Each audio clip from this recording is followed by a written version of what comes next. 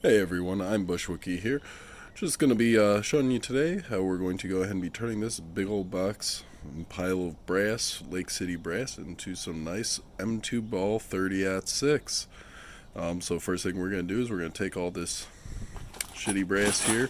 We're going to go ahead and tumble it and make it clean.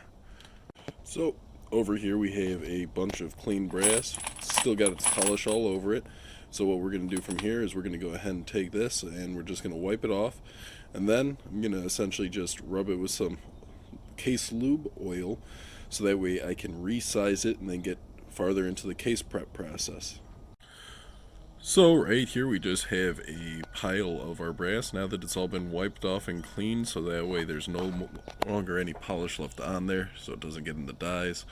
So next thing we're going to do is just go ahead and lubricate the cases so that way that we don't destroy our die set, and we're going to go ahead and get them resized.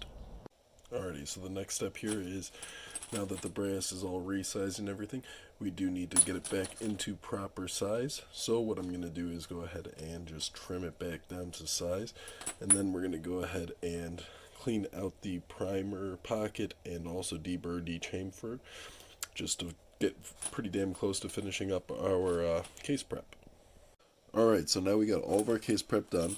It's all cleaned up, double cleaned. We've reamed out the primer pockets to get rid of the factory crimp. We've resized them, we've trimmed them, deburred them, dechamfered them.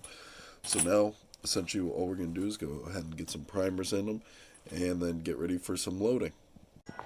So now that I get the full batch of 100, they're all powdered up. Each of them does have powder. I put a bullet in backwards just to know that they do definitely have powder and to avoid spillage while transporting them to and from. Using these beautiful little Hornady bullets that 150 grain, full metal jacket boat tail, just up to spec. Now all we're going to do is just go ahead and seat the bullets and then crimp them, so we'll see where they're at. Here we are with the completed product.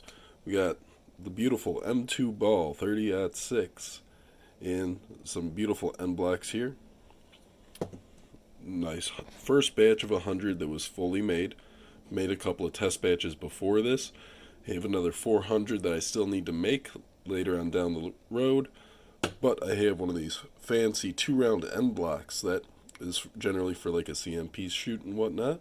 If anybody has any questions, feel free to leave it down in the comments section below. Remember to subscribe and like it. Thanks.